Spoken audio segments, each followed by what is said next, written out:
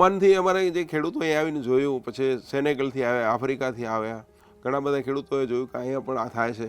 તો હવે તો ગુજરાતના ખેડૂતો હરિયાણા, પંજાબ, અલગ અલગ જગ્યાએથી કચ્છમાં ખેતી જોવા આવે છે. એટલે ઉલટું થયું છે. એટલે ઇઝરાયલ લોકો જે ખેતી જોવા જતા હતા એ આજે અહીં આવીને હરેશભાઈના ફાર્મ ઉપર, અને અહીંયા બધા બહુ બધું ઇનોવેશન થયા છે. એવું નથી કે ખાલી શાકભાજી ફ્રૂટ કરે છે, કેળા, સ્ટ્રોબેરી, જે તમે ધાર્યા નો એવા ક્રોપ પણ અહીંયા ખેડૂતો ઉગાડીને સક્સેસ કરે છે. આ નેટ હાઉસની અંદર મહેન્દ્રભાઈ કેટલા ઝાડ છે કેળાના? આ કેળાના 1 એકરની અંદર મિનિમમ 1200 છોડ હશે. મિત્રો, હું કચ્છ ભુજમાં છું અને આ નેટ હાઉસ જે છે એની અંદર કેળાનું ફાર્મિંગ થઈ રહ્યું છે. મહેન્દ્રભાઈ આપણી સાથે છે. હજારો ખેડૂતોને એમણે આવું નેટ હાઉસ બનાવી આપ્યું છે. ફક્ત ભારતમાં જ નહીં, વિદેશોમાં પણ એમણે નેટ હાઉસ સેટ કર્યા છે. દરેક વેજીટેબલ, ફ્રૂટ, દરેક ક્રોપ લઈ શકાય છે. પણ અમુક એવા ક્રોપ હોય જે આવા રણ જેવા વિસ્તારમાં, કચ્છમાં પણ ખેડૂતો મારા સાહસિક છે. એટલે સાહસિક ખેડૂતો ટ્રાયલ કરે. અમે તો સ્ટ્રક્ચર બનાવી આપી, એનું સોલ્યુશન આપીએ, અને આ લોકો સરસ મજાના ક્રોપ લે છે. અમે આ 2007થી કામ કરી છીએ, ખાસ કરીને પ્રોડક્ટિવમાં.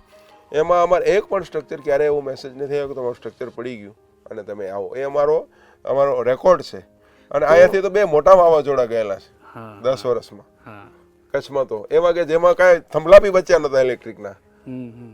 પણ નેટ હાઉસને કશું નથી. એક તો નેટ ઊભું કરવું એક વાત છે, પછી આમાં ફાર્મિંગ હવે કઈ રીતે કરવી એ બી તમે શીખવાડો? અમે શીખવાડે. અમારે ઇન હાઉસ અમારે એગ્રોનોમિસ્ટની પૂરી ટીમ છે. સીડ પણ વાવેતર થાય એટલે અમે જ વાવવા જઈએ. એના પછી દર 15 દિવસે અમારો એગ્રોનોમિસ્ટ જાય, એને દર 15 દિવસનો પ્રોગ્રામ આપી આવે.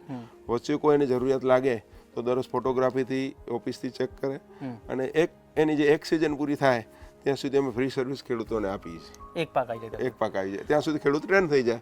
હવે એને ફરી સર્વિસ લેવી હોય તો લઈ શકે છે, અથવા ફોનથી પૂછે છે તો અમે કોઈ ચાર્જ લેતા નથી. કચ્છ જેવા વાતાવરણ છે જ્યાં એને અનુકૂળ વાતાવરણ નથી, તો એવા પ્રતિકૂળ વાતાવરણમાં તમે ક્યાં ક્યાં ફાર્મિંગ કરાવી છે, નેટ ફાર્મિંગ?